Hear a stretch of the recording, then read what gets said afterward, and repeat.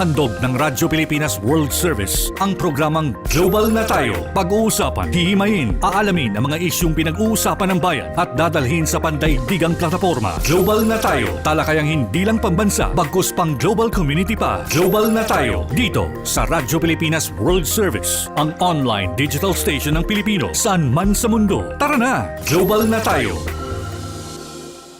Muli po, isang masaya at mainit na pagbati mula po dito sa Pilipinas. Ito po ang programang Global na Tayo. Hatid po sa inyo ng Radyo Pilipinas World Service, ang online digital platform ng Presidential Broadcast Service Bureau of Broadcast Services. Ako po niyong lingkod, Ray Sampang, muli nag-aanyaya sa isa na namang edisyon ng ating programa. Kasama pa rin namin maglilingkod sa inyo sa ating Master Control. Nandiyan pa rin sila Milo Jonella. And of course, sila Hero, sila Leo, si Jerome, and of course si Step. Kasama pa rin namin maglilingkod po sa inyo. Ngayon, para po sa programa natin, muli po namin kayong iimbitahan na sumubaybay sa ating Facebook Broadcast Live, sa ating audio streaming live, at sa ating YouTube channel. Kung kayo po ay ngayon pa lamang nakakasubaybay sa ating programa, pwede po kayong manood at makinig live sa ating Facebook Broadcast Live. Sa inyong Facebook browser, type lamang Radyo Pilipinas World Service. At sa ating namang live audio streaming, kung kayo po ay may smartphone or may iPhone, kung smartphone, punta po kayo sa Google Play. I-type nyo lamang po doon sa search bar doon, eBox PBS Receiver. At kapag lumabas na po yan, i-click nyo lang, install nyo lang yung ating PBS Radio app. At kapag lumabas na po yung app, download nyo na siya, lalabas na po yung ating mga tile icon na mga himpilan sa ilalim ng Presidential Broadcast Service tulad ng ng RP1, RP2, RP3, FM1 at FM2, and of course, ating Radyo Pilipinas World Service.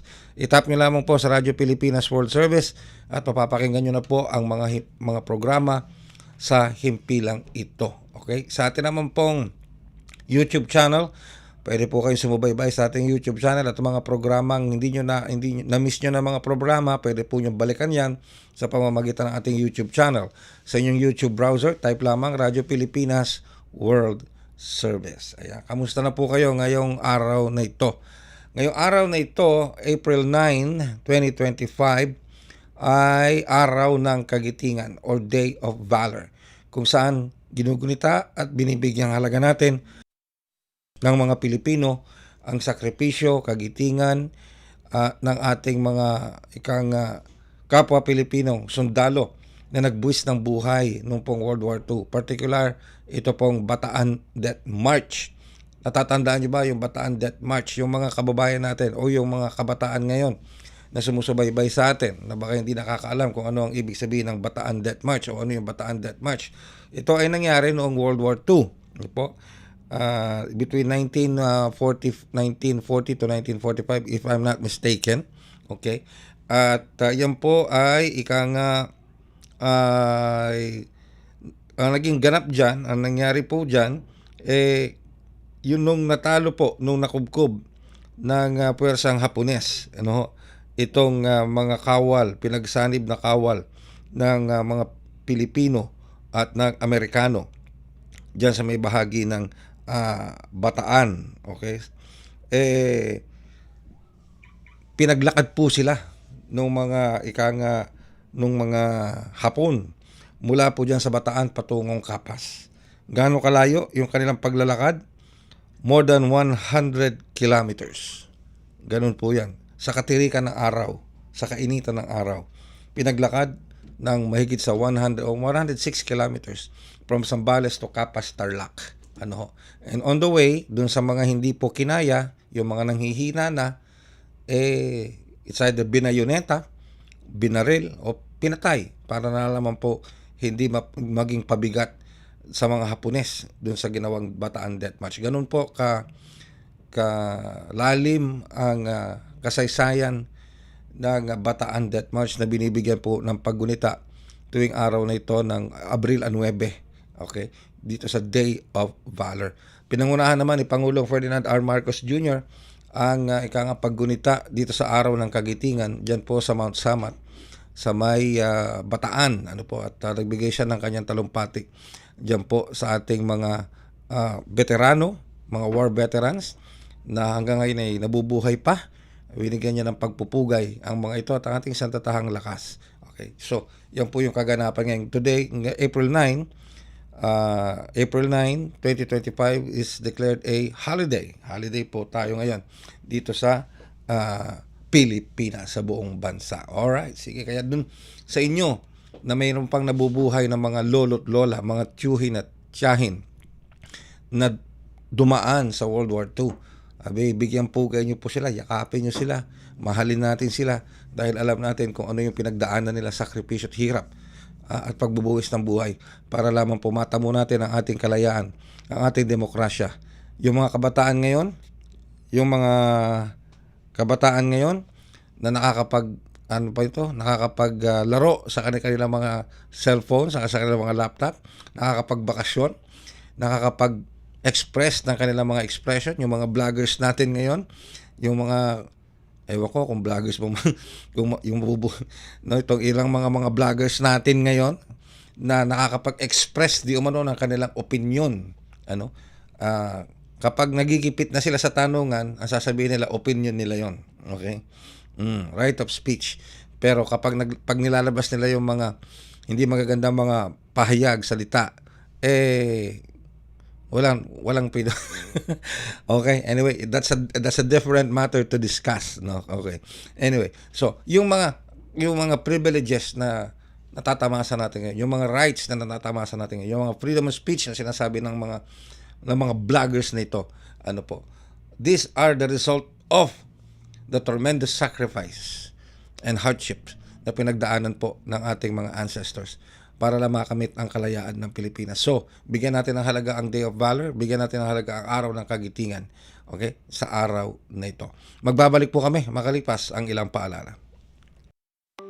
Para may maayos na pundasyon para sa kabataang Pilipino, inutos ni Pangulong Ferdinand R. Marcos Jr. na magpatayo ng Child Development Centers or CDCs sa mga low-income barangays sa bansa. These CDCs are venues for the implementation of early childhood care and development center programs and services, especially the early learning programs and family support program. Sa mga center na ito, maaaring makapaglaro, makapagbasa, at makapag-aral ang ating mga kabataan. It can also be used as a resource center for developmentally appropriate learning materials and a laboratory for conducting research, data gathering, and innovations about early childhood. Pangako ng Pangulo na hindi titigil ang pamahalaan sa pagbibigay ng kinakailangang suporta para sa mga bata dahil sila ang magmamana at magpapatibay naman ng pundasyon ng ating bansa sa hinaharap. The government continues to find ways to support our children so they can grow, they can thrive, and reach full potential. Through health and community programs, we remain committed to helping them become productive members of our society. Para sa iba pang mga balita at impormasyon, manatiling nakatuto. Tapat sa pag-uulat. Radyo Pilipinas, Radyo Publiko, 738. Ating gunitain sa araw na ito, sakripisyo at kabayanihan ng mga sundalong Pilipino at Amerikano noong panahon ng World War II. Para sa demokrasya, nanatili ang tatag ng kanilang puso at katapatan sa bayan sa kabila ng kaliwat kanang pahirap ng mga sundalong Hapones habang naglalakad sa Death March. Ang pagbagsak ng Bataan ay isang pagpapaalala hindi ng pagkatalo kundi ng pagpapakita ng tunay na kagitingan at pagmamahal sa Pilipinas. Naway maging inspirasyon sa atin ang bahaging ito ng kasaysayan sa ating pagharap sa mga pagsubok sa kasulukuyan. Kaisa ang Radyo Pilipinas, Radyo Publiko sa paggunita ng Araw ng Kagitingan. Ito ang Radyo Pilipinas World Service. Radyo Pilipinas World Service. Ang online digital platform station ng Presidential Broadcast Service, Bureau of Broadcast Services. Radyo Pilipinas World Service. Nagsisilbing makabagong tulay sa paghahatid ng balita, impormasyon at mga programa para sa mga Pilipino sa iba't ibang panig ng mundo gamit ang online services sa inyong mga social media application. Radyo Pilipinas World Service. Ang online digital station ng Pilipino para sa Pilipino, saan mang dako ng mundo. Alright, kayo po ay patuloy na sumusubaybay sa ating programang Global na Tayo. Dito po sa inyong himpilang Radyo Pilipinas World Service, ang online digital platform ng Presidential Broadcast Service, Bureau of Broadcast Services. Ako po inyong lingkod, Ray Sampang. Alright, sa edisyon natin ngayon, tayo po ay mapalad at makakasama natin ang ating ika nga po foreign analyst, political and foreign analyst, of course, security analyst. Lagi po natin siya nakakasama dito po sa kabilang himpilan natin sa ating sister station na Radyo Pilipinas, Manila. At lagi natin nakakapanayam sa ating programang Bangon Bayang Mahal. At ngayon, makakasama natin muli dito sa ating himpilang Radyo Pilipinas World Service sa programang Global na Tayo. Walang iba kundi si Prof. Rene De Castro. Rene, good morning. Good morning sa iyo. At thank you very much for joining us dito sa ating programa. Magandang umaga, Kare. Kamusta po kayo? Ay, ito. At ako'y medyo, of course, masaya, na medyo malungkot, na medyo nagkakamot ng ulo. Anyway, masaya dahil, of course, araw ng kagitingan ngayon, a day of valor, a chance for the Filipino to once again, Rene, na magbigay halaga, pagpapahalaga sa mga sakripisyo ng ating mga ninuno na nag-aalay ng kanilang buhay para sa kasarilan at demokrasyang natatamo natin ngayon. Of course, medyo nagkakamot din ng ulo sapagkat ito na namang best friend natin na China, medyo nagwawala na naman at nagagalit na naman dahil dito sa pagplano natin pagbili ng F-16 fighter jets, which the United States government sa pangunguna ni US President Donald Trump inaprubahan na, at mukhang it's already in the works. Hinihintay na lang natin yung budget para dito. And of course, dumating na rin yung bagong barkong pandigma ng Pilipinas, itong BRP Miguel Malbar. All of this happening, Rene, how do you see this happening? How do you see this contributing dito sa magiging transformation ng conflict natin or issues with China, lalo pat medyo sa naging pagbisita ni Pete Hegseth ng US Defense Chief ng Amerika, talagang sunod-sunod yung pagbigay suporta at dumarating na yung mga hardware na dapat maibigay sa atin. Well, ngayon lang talaga, meron tayong isang pangulo na talagang nakita niya ang talagang I consider the quintessential security challenge ng Pilipinas ay ito yung pananakop ng China sa karagatan, sa South China Sea and of course West Philippine Sea. And of course, hindi natin ma-avoid din na isipin yung balak ng China na sakupin ang Taiwan. Kasi napakalapit sa ating bansa ang Taiwan, Kaya nga nung nagbigay ng speech si General Romeo Browner sa Northern Command, ang taga-director niya, trabaho niya yan. Dahil of course, siya yung Chief of Staff of the Armed Forces of the Philippines, siya of course ang commander ng ating Sandatahang Lakas, na sabihin sa kanila na maghanda tayo. Kasi ayan naman trabaho ng Sandatahang Lakas natin. Maghanda, lalo na ngayon, sabi nga ng ating Presidente, ang security challenge hindi na sa loob, sa labas na. Alright. So it's a revolution in our security policy na after so many years na nakatutok tayo sa internal security, tumututok na tayo sa external at ang termino nga na ginagamit natin, territorial defense, or yung sabi nga ng ating Sandatahang Lakas at ng Department of National Defense, comprehensive archipelagic defense concept. Okay. You mentioned Taiwan. Tama-tama, nakalinya rin yan sa ating topic na pag-uusapan. You mentioned Taiwan. Why is Taiwan so important sa United States and sa China rin? To the extent na, sabi nga baka madadamay pa tayo kapag natuluyang nagsagawa ng invasion ng China at sasaklolo ang Estados Unidos, malamang sa malamang madamay ang Pilipinas. How do you see that? Kasi meron yung konsepto, dapat na malaman ng ating mga kababayan yung konsepto na tinatawag natin first island chain. Ayan yung mga bansa na nakapaligid sa China, nasa coastal area ng China na tinitignan ng bansang China na barrier sa kanyang of course expansion papuntang Pacific. Kasi talagang ang goal ng China sa simula pa nung naging natalo ng mga komunista yung is to expand. Lalo na kasi tingin nila threat sa kanila ang US Naval Fleet. So yung maritime expansion nila directed to the Pacific, pero merong tatlong bansa dyan, tatlong isla dyan na nakaharang sa Chinese maritime expansion. Sa north, of course, yung Japan, sa gitna niyan yung Taiwan, at sa pinakababa niyan ang Pilipinas. So ang term na ginagamit to describe Japan, Taiwan, and the Philippines is the first island chain. Termino yan ang ginagamit ng mga Chino, mga naval strategies ng mga Chino, no? Nung talagang pinag-isipan nila nung 1980s na dapat nilang tutukan na yung kanilang naval capability kasi historically since sa panahon ni Mao Zedong, land power ng China, tinitignan nila yan as of course barrier sa kanilang pagpapalakas ng puwersa nilang lalo na papuntang sa Pacific Ocean.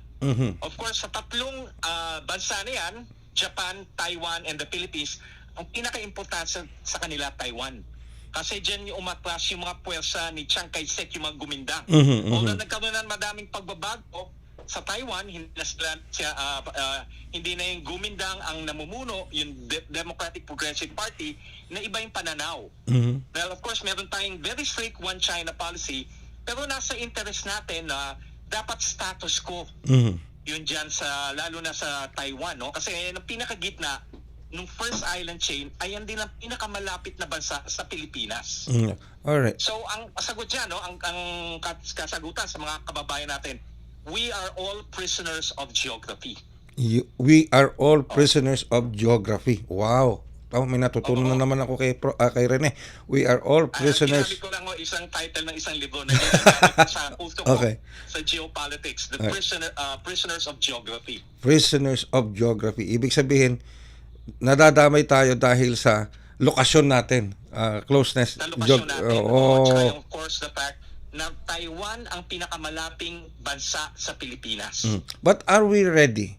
Being a foreign expert and military analyst na rin, Rene, are we ready to defend the northern tip of Luzon just in case? Well, kasi nga, for so many years, almost 75 years, nakafocus na tayo sa internal security. Ngayon lang tayo, nakikita nga natin yung planong acquisition ng 20 F-16s, yung pagdating nung BRP Malbar.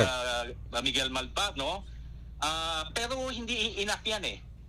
Kasi nga talagang napakalaki yung outlay na dapat natin gamitin, financial outlay, para palakasin ang sandatahang lakas. Kaya nga in-emphasize ni General Browner, although of course in terms of material and military capabilities, may limitation tayo, pero dapat yung orientation, lalo na nung yung mga units natin sa Northern Luzon, at least yung orientation nila nakahanda na kung ano man mangyari north of the Mabulis Island, ayan yung Taiwan. No? So, ang short answer ko dyan, hindi. Pero dapat tayo maganda. Kasi whether we like it or not, maapektuhan tayo. Sabi ang unang-una dyan, of course, yung in-emphasize ni General Browner, yung mga kababayan natin, 250,000 Filipinos na nagtatrabaho sa Taiwan. At of course, isang issue pa dyan, nakita natin yan sa Ukraine, yung humanitarian effect. Just in case pasukin na nga ng China ang Taiwan, paano yung humanitarian obligation natin? Madaming refugees. Both Taiwanese and of course expats na nandyan sa Taiwan. Kasi napakaraming expats dyan sa Taiwan. Kasi nga, nandyan yung mga semiconductor industries. Yes. High-end semiconductor industries. Sa Taiwan.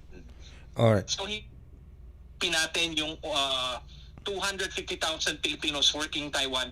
We also have to factor in our obligation when it comes, of course, providing humanitarian assistance.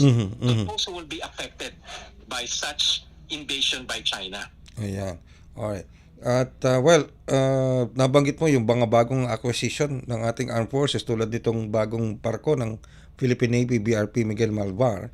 Guided missile ito, Rene. And of course, pero yung isipin natin, no, isang bago lang 'yan. Pero China ang mayroong pinakamalaki hukmong dagat ngayon. wala na bang kasunod diyan? Wala na bang kasunod diyan BRP Malbar? Meron pa yatang isa, tapos meron pa tayong makukuhang 6 offshore patrol vessel. Pero kumbaga, it's just developing yung credible defense capabilities natin. Alright. Pero we have to factor in, no, miski nga yung bagong yung internal security memo na nilabas sa Department of Defense ng Pentagon, ng US, no? Alright. Rene, paumanhin at puputulin ko muna itong ating panayam dahil papasok na ang Pangulong Marcos Jr. para sa isang event. Alright. Sige, maraming salamat Rene ha. Thank you so much. Alright. Okay, sige. At maraming salamat kay Professor Rene De Castro sa pagsama sa atin dito sa ating programang Global na Tayo. Narito po ang Pangulong Ferdinand R. Marcos Jr. para sa isang namang presidential activity. Ang ating Chief of Staff ng Armed Forces of the Philippines, General Romy Browner. At ang pinakamahalaga na bisita ngayon natin, ang mga surviving families ng ating mga nasawi na nagsiservisyo nagsiservisyo para sa kanilang bansa. At sila ay pinusta hanggang sa buhay nila upang ipagtanggol ang ating minamahal na bansa, ang ating mga ipagtanggol ang ating minamahal na mga kababayan. Ay tamang-tama po ang nangyari po rito dahil nung naghahanda po kami para dito sa paggunita ng Araw ng Kagitingan ay nasama po sa usapan. At kako, dapat naman, kung tayo ba ay nagbibigay ng dangal sa ating mga nasawi na mga kasama, ay kailangan ang ating pangako sa kanila at ay lagi natin sinasabi, kahit ano pang mangyari, ang inyong mga pamilya ay aalagaan natin, hindi po namin pababayaan. Kaya't nagtanong po ako at tinatanong ko sa kanila, ito ba ang mga benepisyo na ating ipinapangako sa mga nagseserbisyo para sa atin? Ito ba ay nabibigay ng tama? Ito ba ay nabibigay ng mabilis? Medyo nalungkot ako dahil ang sagot, hindi pa naibigay. Sabi ko, bakit? Bakit naman na hanggang ngayon na napakatagal na ay hindi pa nila naramdaman yung tulong ng ating pamahalaan? At ang pasasalamat ng isang buong bansa sa kanilang serbisyo. Sabi nila sa akin, masyado kasi mahaba ang proseso, mahaba ang komplikado, mga documentary requirements at kung ano-ano. Kako, hindi siguro tama yan. Dahil bakit naman mahaharang ang ating ibinibigay na tulong sa mga pamilya ng mga nasawi? Bakit mahaharang? Dahil masyadong hinihingi na dokumento, masyadong proseso, ang punot dulo ay nagiging masyadong matagal ang pagbigay ng mga benepisyo na ito. Kaya't ang aming ginawa ay sabi ko, tayo na ang magbuo ng mga dokumento.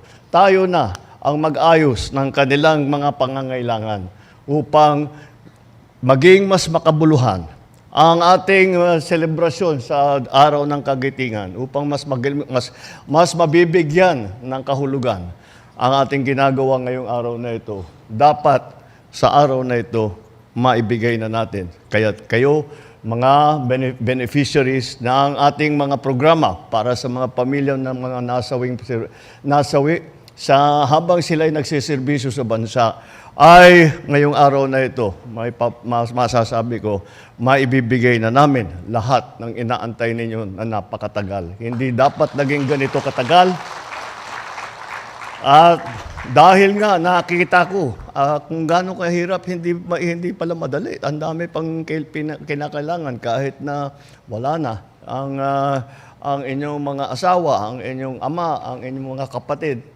Kahit wala na, ay marami pang kailangan gawin upang matanggap ang benepisyo na galing sa pamahalaan. Ngayon, dahil sa nakita ko, ko sa kanila, ayusin na ninyo yan para madali ang proseso. Kung nakita naman, basta't maliwanag na KIA ang isang tao at talagang kayo ang pamilya, paano pang kailangan natin gawin? Kaya sisiplehan po natin para po lahat ng mga dapat tumanggap ng tulong sa ating pamahalaan ay mabibigyan kaagad kapag sila ay namatayan, sila ay naabutan ng malas at napunta sa ganyan ang serbisyo ng kanilang mahal sa buhay. Kaya yan po ang ating ginagawa po ngayong araw. Tinitiyak po natin na lahat po ng lahat ng pamilya ng mga na nawalan ng mahal sa buhay ay mabigyan ng kanilang benepisyo sa pinakamadaling panahon at sisimulan po natin ngayong araw. Maraming salamat po. At sana ay maging makabuluhan at maging makahulugan ang ating pagdiriwang ng araw ng kagitingan. Magandang umaga sa inyo lahat at maraming salamat. Yan po ang naging talumpati ng Pangulong Ferdinand R. Marcos Jr. sa pagdiriwang pa rin ng araw ng kagitingan. Diyan po yan sa Malacanang. Ano po? Sa Camp Aguinaldo. Alright, sige. Alright. Sa Camp Aguinaldo po ginawa ng Pangulo ang kanyang talumpati na yun. Kasi earlier kaninang umaga, mga around 8:30 ng umaga, may pauna ng naging aktibidad ng Pangulo. Diyan po sa may Mount Samat, sa may Bataan. Ano po. Kaya kaugnayan pa rin sa araw ng kagitingan. At ngayon naman, around mga 10 o'clock, tulad po ng pagpasok niya sa ating programa, yan yung ikalawan niyang event. Diyan po sa may Camp Aguinaldo, kung saan may kaugnayan pa rin sa pagdiriwang ng araw ng kagitingan. At doon sinabi ng Pangulo, nakarating na sa Pangulong Marcos Jr. yung hinaing issue ng ilan nating mga kababayan na sabihin natin mga survivors, yung pong mga beneficiaries ng ating mga kasundaluhan na nasawi sa pagtupad sa kanilang tungkulin na matagal nang naghihintay ng benepisyo na matatanggap nila mula sa ating gobyerno, mula sa ating Armed Forces of the Philippines. So nakarating na sa Pangulo na medyo natatagalan. So ngayon, sabi ng Pangulo, mismong ang Pangulong Marcos Jr. ang nagsabi na sila na ang mag-aasikaso. Ibig sabihin, ang Office of the President na mag-aasikaso para mapabilis ang proseso. Bagamat may mga balakid pa rin mga documentary requirements, marahil siguro naman kung ang Office of the President na ang mag-aasikaso nito at tututok dito, ay mapapabilis at mapapabilis. Sabi nga ng Pangulong Marcos Jr., hindi dapat ganong katagal. Sa totoo lang. Totoo naman po yung sinabi ng Pangulo. Hindi dapat ganong katagal. Nagbuwis ka na ng buhay para sa iyong inang bayan, tapos yung benepisyo matagal pang matatanggap ng iyong mga pamilya. Abayaw nga naman.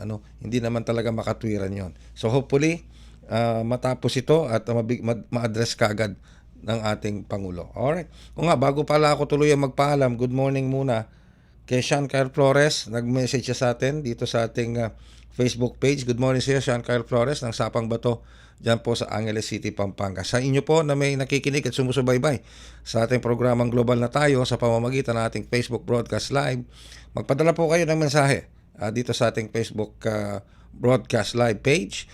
Mag-type lamang kayo doon sa comment box na yan at babasahin natin yung inyo pong mga opinion, komento, mga pagbati dito po sa ating programa. Ganyan na rin sa iba pang mga programa na pinoproduce at isasang papawid ng Radyo Pilipinas World Service. At sa ngalan po ng lahat ng ating mga nakaagapay sa edisyong ito ng Global na Tayo. Ngayong edisyong ito ng Araw ng Kagitingan, dito po sa Global na Tayo, ako po yung lingkod, Ray Sampang. Maraming salamat sa inyong pagsubaybay. Thank you very much sa ating muli mga nakaagapay sa ating Master Control, sa ating Wirecast Operations, and of course, sa ating audio streaming. Maraming salamat kay Jerome, kay Step, kay Leo, kay Hiro, at kay Milo. Maraming salamat po muli. Ako yung lingkod, Ray Sampang. Dito pa rin sa inyong himpilang Radyo Pilipinas World Service, ang online digital platform ng Presidential Broadcast Service. Handog ng Radyo Pilipinas World Service ang programang Global na Tayo. Pag-uusapan, hihimayin, aalamin ang mga isyung pinag-uusapan ng bayan at dadalhin sa pandaigdigang plataforma. Global na Tayo, talakayang hindi lang pambansa, bagkus pang global community pa. Global na Tayo, dito sa Radyo Pilipinas World Service, ang online digital station ng Pilipino saan man sa mundo. Tara na! Global na Tayo.